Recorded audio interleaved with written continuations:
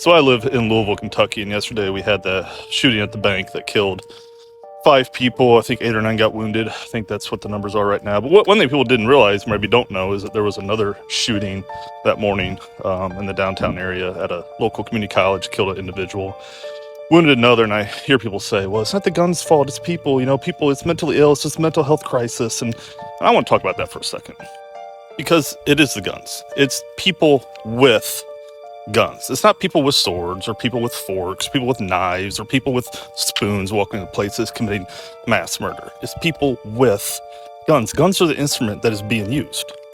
So until people choose to use another instrument to commit mass killings, we gotta discuss guns. It's the guns. And I get that some people say, well, our Constitution gives us the Second Amendment. We just can't do away with that. I have to imagine the people, when they wrote the Constitution, that they did not foresee what would be happening in the year 2023 and the epidemic that we have with gun violence. And if they did, they would want some changes to be made, which is why they give us the ability to have amendments. See, the Constitution is a living document. That's why we've been able to amend it over all these years. I think they'd be sitting there going like, why don't you all do something? This was not the intent of this law. And can we have guns? Sure, we can have guns. But there has to be control around these weapons. I mean, we can look at other countries, other free countries. Nobody has freedom like us.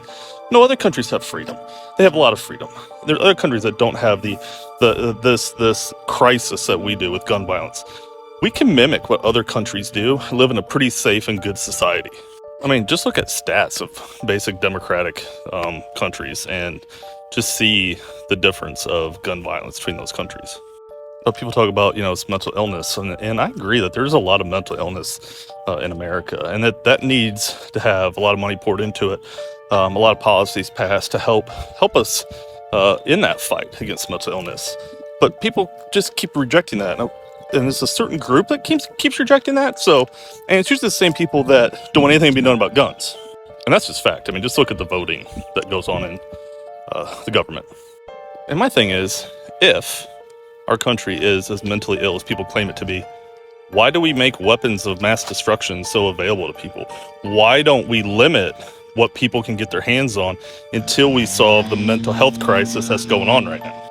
I mean, at some point, if a person keeps getting into accidents, you don't insure them anymore. You take away their license. And I know what you're going to say. Driving a car is not a right. No, you're right. It's not a right. However, we have the ability to make changes to the Second Amendment to put controls on guns. And we can do this starting at the local and state level, which will then enact change at the federal level.